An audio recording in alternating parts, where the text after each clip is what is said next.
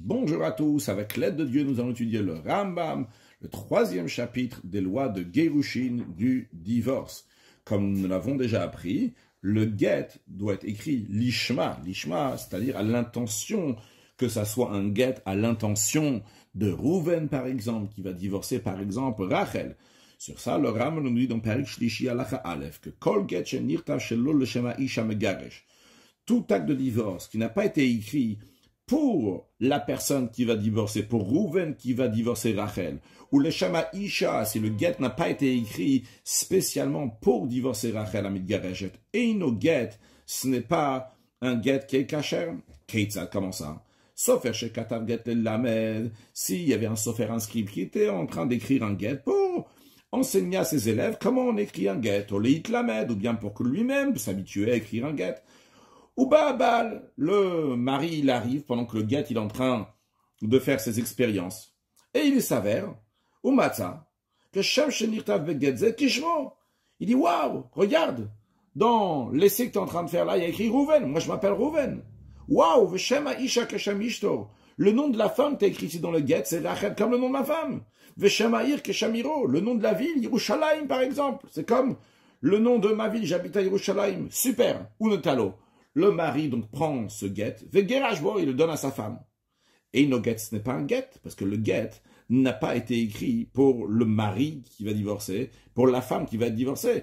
Car le sofer, lorsqu'il a écrit ça, il n'a pas écrit ça pour Monsieur Rouven et pour Madame Rachel. Il a écrit juste par hasard, il a écrit Rouven et Rachel, mais il n'avait pas l'intention ni à Rouven ni à Rachel.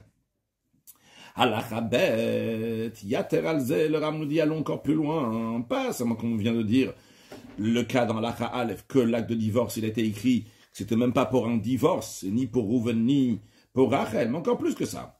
Katav le garesh et tishto. Si Rouven, il est parti chez le sofer, il lui a dit, écris un acte de divorce pour divorcer ma femme Rachel. Et en effet, c'est ce que le sofer, il a fait. Quand il sort de chez le sofer, venimlach. Rouven, il change d'avis, il dit, non, je vais pas divorcer ma femme. Et qui il rencontre? Il rencontre un autre Rouven qui habite lui aussi à Yerushalayim et que sa femme s'appelle aussi Rachel.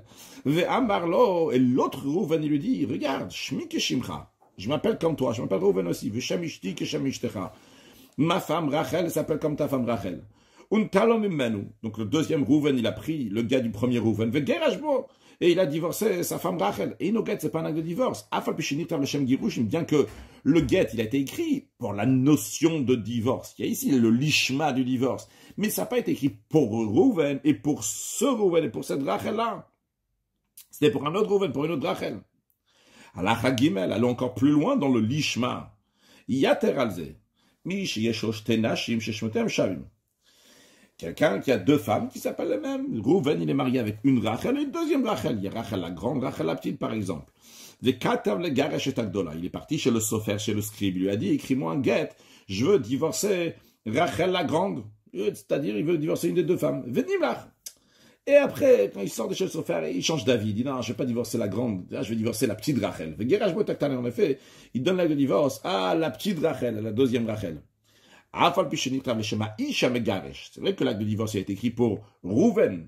Ça, c'est sûr que c'est pour lui. Mais le Nirtav, le Shemzo Shenet Gasha, bon, ça n'a pas été écrit pour cette Rachel, la deuxième Rachel, c'était pour la première Rachel. Eh bien, ce n'est pas un get. Halachadal est encore plus que cela. Yater alken. Le sofer. Quelqu'un qui est marié avec deux femmes, qui s'appelle Rachel. Et il a dit au sofer, Ktov, écris-moi, écris un get dans lequel il écrit que Rouven divorce Rachel. Il n'a pas dit si c'était Rachel la grande ou la petite. Moi, je déciderai si je veux divorcer Rachel la grande ou la petite. Le sofer, il a écrit avec cette intention-là. Après, Rouven, il est parti à la maison, il a décidé si Rachel la grande ou Rachel la petite, il a donné le get.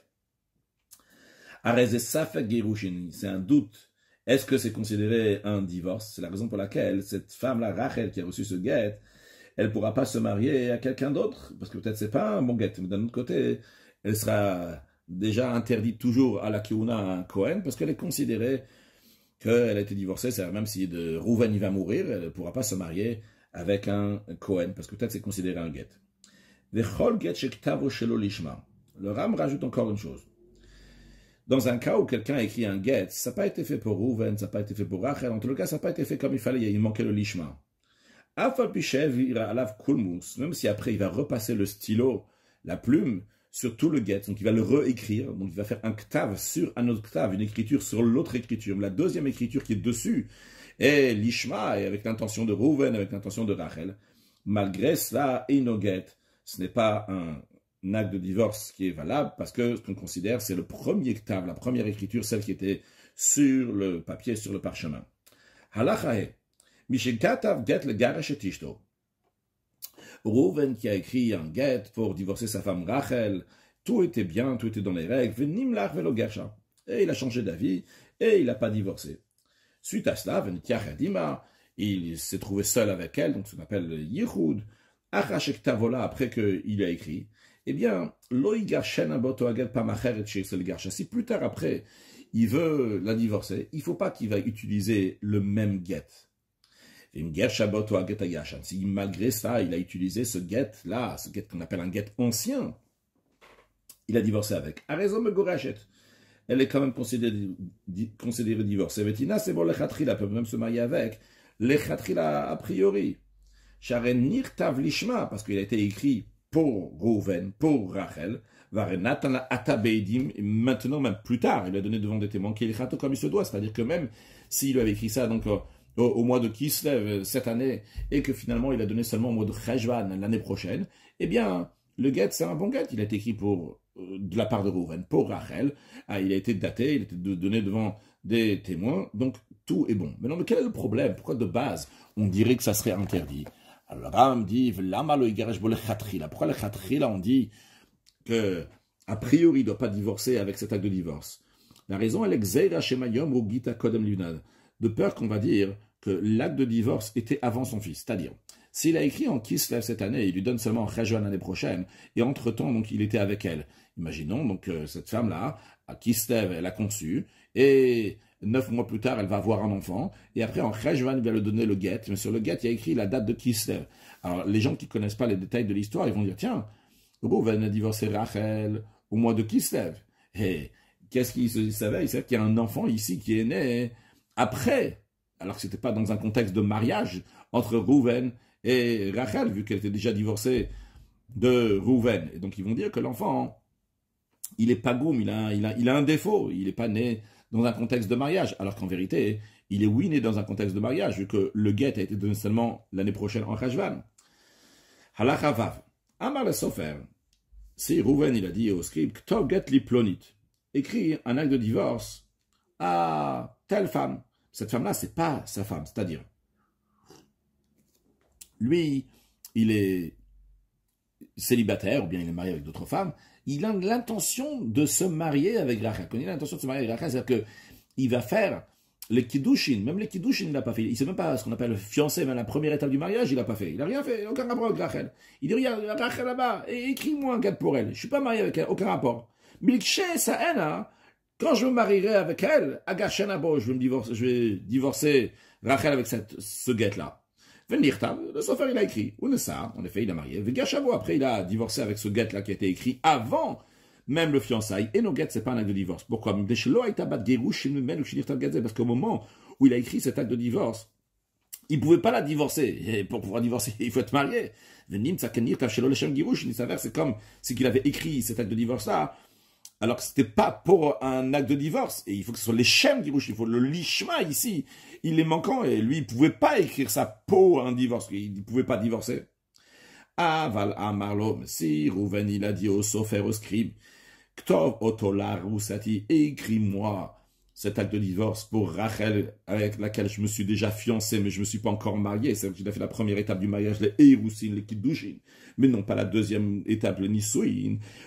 Et lorsque je vais la marier, je vais faire la deuxième étape de mariage, après je vais la divorcer. Et en effet, au Knasa, il a fait rentrer chez lui à la maison, c'est-à-dire qu'il s'est marié avec elle, Veger Shabo, et il a divorcé avec. Kacher, là, l'acte de divorce, c'est un bon acte de divorce, parce que lorsqu'il a écrit cet acte de divorce-là, il pouvait la divorcer, car en effet, quelqu'un qui est fiancé halachiquement, donc il a fait la première étape de mariage qui s'appelle les Kiddushin, donc les Eirussin, donc ce fiançailles, eh bien cette femme elle est considérée mariée, bien qu'ils ne peuvent pas cohabiter ensemble, mais elle est considérée mariée, et s'ils veulent se quitter, le Rouven doit écrire un acte de divorce à Rachel, même s'ils ont fait seulement la première étape de mariage, qui s'appelle Erusin. Donc l'acte de divorce qui a été écrit à ce moment-là était un acte de divorce que potentiellement pouvait être utilisé maintenant.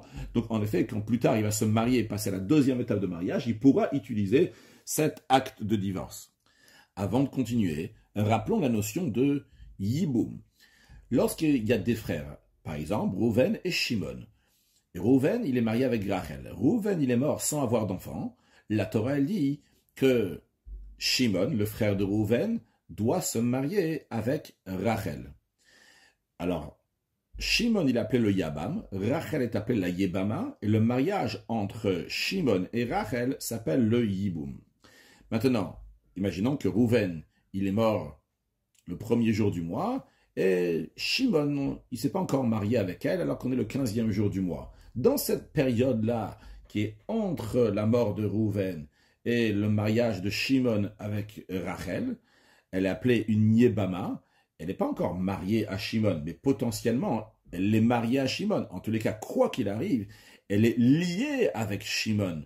Si Shimon vraiment ne va pas vouloir se marier avec elle, il fera ce qu'on appelle la Khalitza, déchaussement, une sorte de divorce. Mais en attendant, elle est Zekouk à la Yabam, elle est rattachée au Yabam. Maintenant, dans cette période-là, entre la mort de Rouven et le mariage de Shimon avec Rachel, la femme du défunt Rouven, le Shimon, il est parti voir le Sofer et il lui a dit « Écris-moi un guet pour ma Yebama ». Donc, Tavol et Bimto, il a écrit un guet. Shimon, il a écrit un guet pour sa Yebama, pour Rachel. Mais après, une fois qu'il s'est marié avec elle, Gershamo, il a divorcé avec. Ah, là, il y a un doute, est-ce que c'est considéré un divorce ou pas? Lorsque il a écrit l'acte de divorce entre la mort de Rouven et le mariage de Shimon avec Rachel, il n'est pas une femme totalement, ça veut dire qu'il n'est pas une femme totalement. D'un côté, c'est comme s'il avait écrit une femme qui est célibataire, qui n'a aucun rapport, que le gars, il n'est pas cachère. D'un autre côté, elle n'est pas vraiment une femme célibataire, parce que Rachel n'a pas le droit de se marier avec n'importe qui, tant qu'elle n'a pas reçu de Khalitza, donc ce déchaussement, cette sorte de divorce, donc du frère du défunt Rouven, ou bien qu'il va se marier avec elle. Donc il y a un doute si il y a ici des Girushin ou pas des Girushin. Et on ne peut pas comparer exactement comme le cas d'avant, que Rouven, il a dit au Sofer d'écrire pour sa Haroussa, pour la fiancée. La fiancée, elle est vraiment liée au mari, ce qui n'est pas le cas de la Yebama, qui n'est pas totalement liée à son futur mari. Halakha Zayin. Le Rama maintenant nous dit que dans le Get, il y a ce qu'on appelle le Tofes et il y a le Toref. Le Tofes, c'est le formulaire ordinaire qu'on écrit comme ça dans tous les actes de divorce. Après, il y a des détails dans le Get qui s'appelle le Toref. Le Toref, c'est le nom de l'homme, le nom de la femme. Ça, évidemment, c'est pas dans tous les Get la même chose. Le moment où ça a été écrit, c'est pas aussi dans tous les Get la même chose. Et après, il y a aussi quelque chose qui est essentiel, qui est aussi appelé essentiel dans le Toref. C'est, bien que c'est écrit dans tous les Gitin, c'est Reat Muter et le Choladam, que tu es permis à tout le monde. Maintenant, le Tofes, il peut être écrit même à l'avance. Le formulaire général du Get peut être écrit à l'avance. Après les détails qu'on a mentionnés, ça, il doit être écrit l'ishma, avec l'intention de tel homme, de telle femme qui va divorcer, etc. Alors que le Ram nous dit que les sages, ils ont institué quelque chose de bien pour le Sofer. Mais ils ont institué les sages pour le Sofer, pour pas que des fois il n'a rien à faire et il pourra bien se préparer pour l'avenir, avoir déjà des formules après. Les sages ont permis au Sofer qu'il écrive des formulaires déjà prêts pour le Get. Mais attention, uniquement le Tofes, non pas le Toref. Il va laisser ce qu'on appelle le Toref, Mekom Ish, Mekom Isha, l'endroit où il va écrire le nom de l'homme, le nom de la femme, ou Mekom Azman, et la date, ou Mekom Ariat Muter et Choladam, l'endroit où le mari va écrire, le Sofer va écrire pour le mari, tu es permise à tout homme dorénavant, pour que quand ça arrivera le moment et quelqu'un aura besoin de cet acte de divorce, eh bien le Sofer écrira donc ces endroits-là, donc le Toref, il écrira au nom de l'homme qui va divorcer, de la femme qui va divorcer, de même les témoins signeront pour cet homme, pour cette femme. Maintenant, un Sofer qui a écrit l'acte de divorce pour Rouven, pour Rachel, comme il se doit. Par contre, les témoins, eux, ils ont signé non pas pour Rouven et pour Rachel. Par exemple, il pensait à un autre Rouven et Rachel. En tout cas, ce n'est pas l'Ishma. Maintenant, rappelons que d'après la Torah, l'essentiel ne sont pas les témoins qui sont écrits dans l'acte de divorce, mais c'est les témoins qui voient la remise de l'acte de divorce. On avait déjà appris avant que les sages ont institué qu'on va écrire, que les témoins vont signer sur l'acte de divorce, mais peut-être pour le bien de la femme, parce que imaginons que les témoins qui ont vu la remise de l'acte de divorce sont partis ailleurs ou bien ils sont morts, la femme n'a plus aucune preuve pour son acte de divorce. Son acte de divorce est un papier qui vaut rien du tout. Donc les sages, ils ont dit, on va dire à des témoins de signer sur l'acte de divorce même. Alors, dans un cas qu'on vient de mentionner, donc que le sofer, il a écrit pour l'homme et la femme, et les témoins n'ont pas signé pour l'homme et la femme, du moment où ça a été remis devant des témoins, qu'ils ont vu que l'homme, il a donné l'acte de divorce à la femme, arrêté pasoul, c'est pasoul. On rappelle qu'on dit pasoul, ça veut dire que d'après la Torah, c'est un bon get, jusque les rabbanan, ils ont dit que c'est pas un bon get. Pourquoi? Les fichiers la seule raison pourquoi les témoins ils signent sur l'acte de divorce, c'est pour une bonne quelque chose qui a été institué, donc pour le monde, pour la femme, pour le bien-être de la femme. Peut-être ils vont mourir, ils sont plus là, mais d'après la Torah, il n'y a pas besoin de ces témoins qui vont signer. C'est uniquement les rabbanan, les sages qui ont dit qu'il faut signer sur l'acte de divorce. En effet, ces témoins-là ne sont pas considérés qu'ils ont signé sur l'acte de divorce, puisqu'ils n'ont pas fait ça l'ishma. Donc les sages, ils ont dit qu'on va rendre invalide cet acte de divorce, bien que d'après la Torah, c'est un bon acte de divorce. C'est pour ça que le Ramidi Pasoul, on a déjà appris que le Ramidi Pasoul, c'est invalide d'ordre rabbinique. Quand il dit batel, quand il dit c'est annulé, c'est-à-dire que ça n'a aucune valeur, même d'ordre biblique. Le Rambam dit que il y a d'autres personnes qui ne pensent pas comme le Rambam, qu'eux ils disent que si les témoins ont signé sur l'acte de divorce, avec pas l'intention que ce soit pour Rouven et Shimon, ça ressemble à un get qui est falsifié de l'intérieur. C'est-à-dire que sur le get même, il y a des gens qui ne peuvent pas signer, qui ont signé. Ça ressemble à ça. Donc d'après eux, d'après cette autre opinion qui n'est pas celle du Rambam, donc d'après eux, c'est un get qui est battel, qui est totalement annulé, que même d'après la Torah, on dira que c'est pas un acte de divorce. De même, cette autre opinion, elle dit que si un des témoins qui a signé n'était pas cachère, c'est-à-dire dans l'acte de divorce, il y a un témoin qui est cachère et un témoin qui n'est pas cachère. Oshaya ed echad bilvad cachère, où il y avait seulement un seul témoin qui a signé, ce un seul témoin est cachère.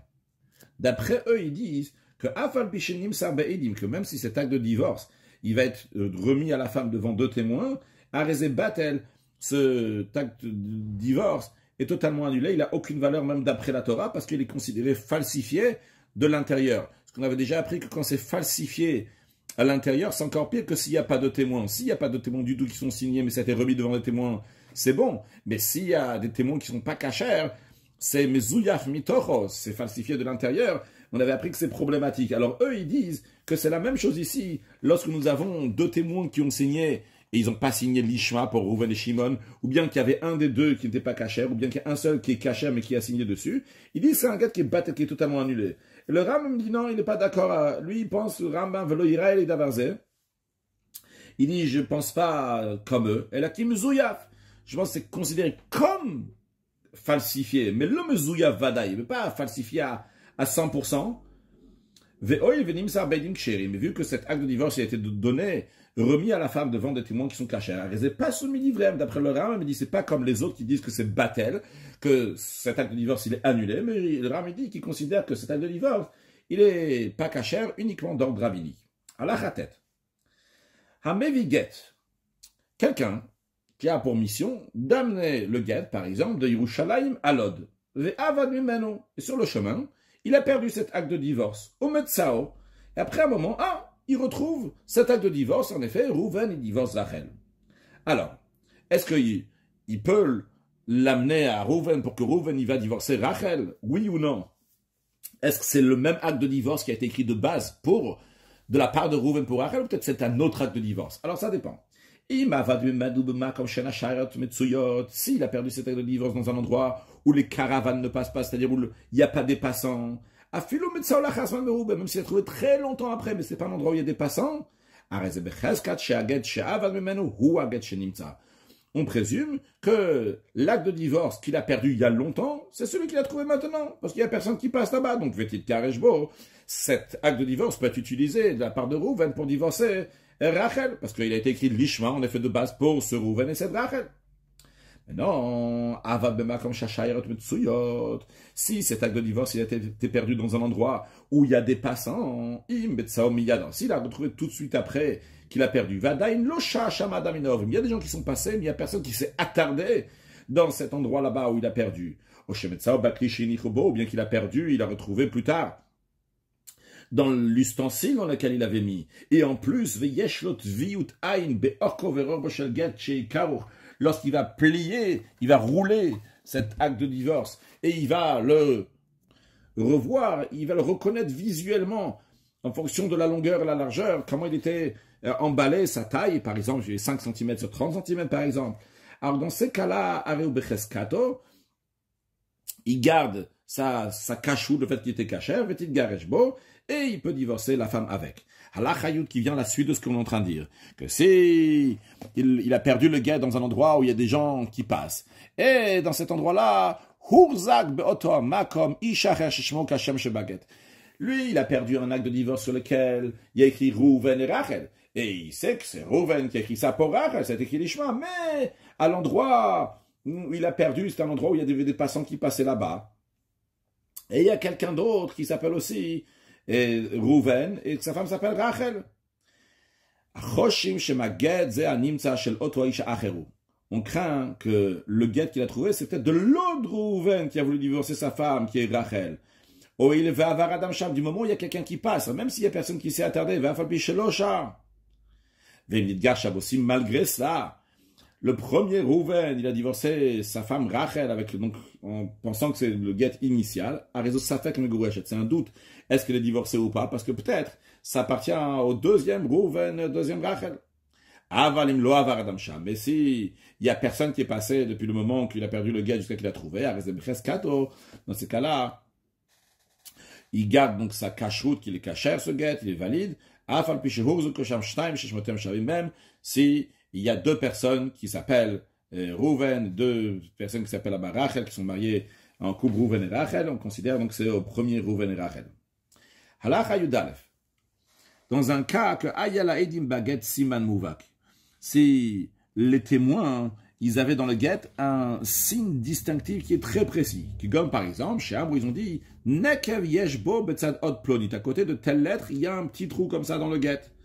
Chez Amr, bien que les témoins, ils ont dit Mais Olam lo Khatamnu El al Get Echad Sheyeshbo Shemot Keshemot Elu. Nous, on a signé seulement une seule fois dans notre vie sur un guet dans lequel Rouven y divorçait Rachel. Donc, c'est-à-dire qu'on n'a aucun doute que c'est l'acte de divorce qu'on a signé pour ce Rouven, pour cette Rachel. C'est possible qu'à cet endroit-là, il y a un autre Rouven, il y a une autre Rachel, mais nous, on est signé en bas de ce document et on a signé une seule fois dans notre vie pour Rouven et Rachel. Dans ces cas-là, à Rezeb et Cheskato, dans les deux cas qu'on vient de dire, c'est que ce soit que les témoins, ils ont dit on a un signe précis, ou bien que ils ont dit qu'on a signé seulement une seule fois pour Rouven et Rachel, eh bien, ce guet-là, il est caché, le petit Gareshbo, et il peut divorcer la femme malgré le fait qu'il a perdu, même s'il a trouvé longtemps après qu'il a perdu, et en plus c'était un endroit dans lequel il y avait des gens qui passaient, mais en plus de ça, il y a aussi donc d'autres personnes qui s'appellent Rouven et Rachel dans leur couple, et bien malgré tout ça, ces deux cas qu'on a vus au début de la Chayut d'Aleph font que ce guet-là reste caché. Il y a deux personnes, ces deux personnes s'appellent Rouven, ces deux personnes, leur femme s'appelle Rachel, et ils ont envoyé avec Shimon un acte de divorce pour leur femme Rachel. Venez à vous, ce Shimon-là, il a mélangé les deux actes de divorce. Il ne sait pas quel acte de divorce appartient au premier Rouven et quel acte de divorce appartient au deuxième Rouven. Il y a une solution? La réponse est oui. Notnim shtem lezo, shtem lezo. Eh bien, Shimon, il va donner les deux actes de divorce dans la main de la première Rachel et les deux actes de divorce dans la main de la deuxième Rachel. Évidemment, il y aura chaque fois des Messira, des témoins qui témoignent de la remise de l'acte de divorce de la part de Rouven pour Rachel par le biais de Shimon. Les fichas, c'est la raison pour laquelle, vu qu'il faut que chacune va recevoir les deux actes de divorce, Im avad echad même, s'ils ont perdu un des deux actes de divorce, Shimon en a perdu un, le deuxième, il vaut plus rien du tout, parce que on ne sait pas si c'est pour la première Rachel ou pour la deuxième Rachel. Halacha Yud Gimel, Mishayu lo shno shemot, celui qui a deux prénoms, v'chen isha sheyesh la shemot, de même une femme qui a deux prénoms, shemegaresh, lorsqu'on divorce, kotev shmo ou shma shen rigilin bo v'iduin bo biyoter. Le nom qui doit être écrit, ça doit être le nom usuel qui est le plus connu. Ve'omer, dans l'acte de divorce c'est écrit, il va écrire Ish Ploni, qui divorce telle personne qui est en train de divorcer, Ve'chol Shem Sheyeshlo. Et il s'appelle Rouven avec tous les noms qu'il peut avoir aussi, qui ne sont pas usuels. Geresh Isha Plonit, Ve'chol Shem Sheyeshla. Donc ce Rouven, il a divorcé telle femme, Rachel, et tout nom qu'elle a. Mais Rachel c'est le nom usuel, Rouven c'est le nom usuel. Donc il rajoute à chaque fois Ve'chol Shem Sheyeshla, tout prénom, tous prénoms qu'ils ont, donc qui ne sont pas les prénoms essentiels.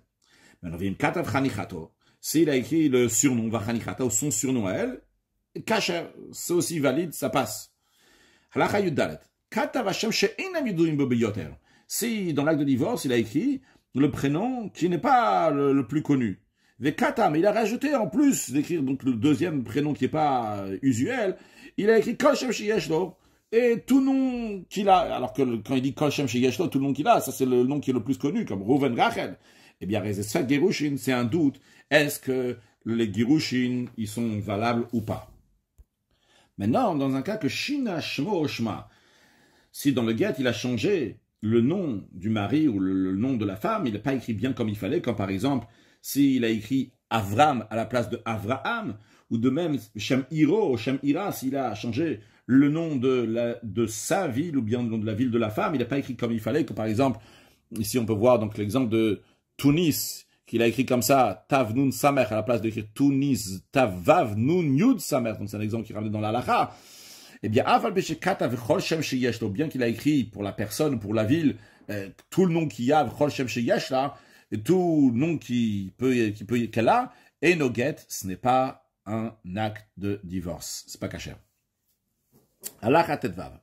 Akol ksherin lirtov et aget. Tout le monde est valable pour pouvoir écrire l'acte de divorce, chutz mechamisha, à l'exception de 5 personnes, Goy, le non-juif, Ve'eved, le serviteur cananéen, qui évidemment il est considéré comme un non-juif tant qu'il ne s'est pas converti, tant qu'il n'a pas été affranchi, donc il est considéré, en tous les cas, il n'est pas encore juif, il est considéré comme un non-juif, Ve'cheresh, le sourd-muet, Ve'shotel aniene, Ve'katan, et un mineur. Afil ou Isha Atzan, concerne la femme elle-même, elle-même, celle qui va recevoir l'acte de divorce. Elle peut écrire l'acte de divorce, évidemment, il faut que le mari va lui dire écris l'acte de divorce, elle peut l'écrire. Israël, en ce qui concerne un juif, que Chaz Shalom, donc il s'est Nishtamed, il a renié donc le judaïsme, il s'est converti, si on peut dire, à l'idolâtrie, au Shobechal, le Shabbat de Pharesia, ou bien qui profane le Shabbat publiquement, il est considéré comme un non-juif sur tous les points. Donc il ne peut pas écrire un acte de divorce, il est considéré comme un goy. Pourquoi ces 5 là qu'on a mentionnés avant, donc le goy, le serviteur cananéen, l'aliéné, le mineur et le sourd-muet ne peuvent pas écrire? La raison est il faut que celui qui écrit, il ait l'intention de l'écrire pour l'homme qui va divorcer, le shema isha mitgareshet, pour la femme qui va divorcer. Ve'agoy, le non-juif, quand il écrit ça, parce que lui, il a dans la tête. Même si on va lui dire qu'il faut faire l'ishma pour Rouven, pour Rachel, il n'a rien à faire, il fait comme les choses qu'il veut, parce qu'il ne croit pas à toutes ces choses-là de Torah mitzvot. Ve'chereshot ve'katan, en ce qui concerne un sourd-muet, un aliéné, un mineur, ils n'ont pas de conscience, ils ne savent pas se concentrer, savoir que ça c'est pour le Rouven, pour Shimon, vers Eved, et le serviteur, lui, il n'a pas le statut, il n'a pas le contexte de divorce et de mariage, parce qu'il n'y a pas cette notion-là donc qui existe chez lui, parce qu'il ne peut pas se marier avec une femme, avec les kiddushin, et il ne fait pas les girushin avec un get. C'est la raison pour laquelle il ne veut pas être un délégué du mari pour écrire un acte de divorce, parce qu'il ne rentre pas du tout dans ce contexte-là, parce qu'un shliach, il doit être quelqu'un, un délégué, il doit être quelqu'un que lui-même, il pourrait faire cette chose-là. Le Firas, c'est la raison pour laquelle, qu'au Pasoul, il est invalide pour écrire l'acte de divorce, ce serviteur cananéen, qui goy le Cholvarav. Il est comme le non-juif à tous les points. Si un de ces cinq-là, il a écrit l'acte de divorce, et no get, c'est pas un get. Même si sur ce get-là, on signait des témoins qui sont valables, venim sarla, ça a été donné à la femme devant des témoins qui sont cachés. Donc il y a des khatima, les témoins de signature, les témoins de remise. Quand même, ce n'est pas un get kasher. Si un des cinq qu'on vient de mentionner dans la Khatet Vav, ils ont écrit donc juste uniquement le tofes, le formulaire de l'acte de divorce. Il a laissé l'endroit du toref, c'est-à-dire l'endroit sur lequel il y a écrit le nom de l'homme, le nom de la femme, ou comme Azman, ou mais l'endroit donc pour écrire la date du jour où on donne où le get il est écrit, et l'endroit sur lequel le mari va écrire, donc le sofer va écrire au nom du mari, donc tu es permise, toi Rachel, tu es permise pour tout homme. Et donc le juif qui est adulte, qui a toutes ses possessions, ses facultés mentales, donc il a écrit l'ishma avec l'intention que c'est Rouven, Rachel, la date, etc. Mais ce get kasher, c'est un get qui est kasher. Halacha yutret. Mutar lani achereshot vekatan lichtov tofes agat lechatchila. On peut demander à un sourd-muet, à un aliéné, à un mineur, d'écrire le formulaire du get, même a priori, on peut lui demander de le faire. Verrou, mais à condition, chez Gadol Medal Gaban, à condition qu'il y a un adulte juif qui se tient aux côtés au moment où il est en train d'écrire. Avalagoy va Aved, mais le non-juif et le serviteur cananéen, encode une tofes et chatrila. Les chatrila, a priori, on ne va pas les laisser écrire. Le tofes va filou Israël Medal Gaban. Même s'il y a un juif qui se tient à leur côté. Pourquoi? Parce qu'ils en font qu'à leur tête. Ils vont écrire pas l'ishma. La raison pourquoi les sages ils ont permis d'écrire les formulaires de get, même s'ils ne sont pas avec l'intention de Rouven, de Rachel, c'est uniquement pour que le sofer ne va pas perdre de temps, que Moshe Béano, comme on a appris avant dans Al-Chazaïn. Et ici, donc, il n'y a pas la notion de takanat sofer, le goy et le serviteur. Ils sont en train d'écrire ça, il n'y a pas ici ni la takanat que les sages ils ont dit pour le sofer. C'est la raison pour laquelle ils ne peuvent pas écrire un get. C'est même seulement le tof, c'est seulement le formulaire ordinaire, parce qu'ils vont le faire chez l'olishma. On considère que sûrement ils vont le faire sans l'olishma. Halacha yutet, a kotev get be Shabbat ou be Yom Kippourim bishgaga. Quelqu'un qui écrit un acte de divorce pendant Shabbat ou le jour de Kippour, par inadvertance, il ne savait pas que c'était interdit d'écrire ce jour-là. Untanola, il a donné à la femme, à raison megurachet, elle est megurachet, elle est divorcée. Katvu vechatmu bo be Yom Tov, si ils ont écrit, ils ont signé les témoins, l'acte de divorce le jour de Yom Tov, quand il dit le jour de Yom Tov, même si c'est seulement entre guillemets Yom Tov, la plupart des raisons c'est Shabbat et Kippour, et ils ont fait ça bezadon, ils ont fait ça volontairement, ils savaient que c'était interdit d'écrire et de signer, malgré ça ils ont écrit et signé, Venatuna, ils ont donné à la femme, le mari leur avait dit, écrivez un get, signé, donné à ma femme, et ils ont fait tout ça. Et Inamagouresh n'était pas divorcée, pourquoi? Parce que ces témoins-là qui ont signé, ils sont disqualifiés d'ordre biblique, vu qu'ils transgressent une interdiction de la Torah. La Torah l'interdit d'écrire le jour de fête. Quelqu'un qui transgresse une interdiction de la Torah, une interdiction sur laquelle on est passible de 39 coups de bastonnade, eh bien, il est pas saoul, il est invalide pour le témoignage. Donc ici, il n'y a pas de témoins, ces témoins-là ne sont pas valables du tout. Donc, s'ils ont écrit, ils ont signé le jour de Yom Tov volontairement, et ça a été donné devant des témoins qui sont cachés. Donc, c'est deux autres témoins qui ont vu la remise de l'acte de divorce le jour de Yom Tov. Alors là, c'est pas un get qui est annulé totalement, mais c'est un get pasoul. C'est un get donc qui est invalide d'ordre rabbinique, vu que ça a été donné devant des témoins qui sont cachers. Alors, ils sont cachés dans la Torah. Mais malgré ça, les rabbanan, les sages, ils disent que c'est pas bon ce get-là, parce que ceux qui ont signé, et ils étaient invalides parce qu'ils ont transgressé l'interdiction de la Torah. Et comme on a appris que si dans un get, il y a des témoins qui sont pas cachers, qui ont signé, même si ça a été donné devant des témoins qui sont cachers, c'est invalide d'ordre rabbinique. Conclure avec un mot de Chassidut dans le Tanya Perek Mamalef à la fin de l'Adbour Hazaken, lorsqu'il parle du Benoni, comment il doit étudier l'Ishma, il étudie la Torah pour Akadosh Baruch Hu. Il explique qu'en effet, il n'est pas au niveau du tzaddik, le tzaddik il peut ressentir à Kadosh Baruch Hu à chaque instant de son étude, mais au moins au début de l'étude, il doit penser à faire l'ishma. Il donne l'exemple justement du get, dans le get, quand il écrit donc le get, il faut que la personne qui écrit le get, il va avoir au début, avant d'écrire le get, il va avoir l'intention de le faire, donc ça va être l'ishma. Alors l'idée c'est qu'un juif, il étudie la Torah, mais il ne veut pas s'arrêter en plein milieu de l'étude, penser à Kadosh Baruch Hu, parce qu'il ne veut pas penser en même temps au sujet de Torah en même temps, à Kadosh Baruch Hu. Alors avant de commencer à étudier, il va penser à Kadosh Baruch Hu, qu'il étudie la Torah, parce qu'à Kadosh Baruch Hu, il a demandé d'étudier la Torah, que Dieu fasse que très prochainement, on va mériter une nouvelle dimension de Torah qui va se dévoiler très prochainement lors de la venue de Mashiach. Now, une excellente journée.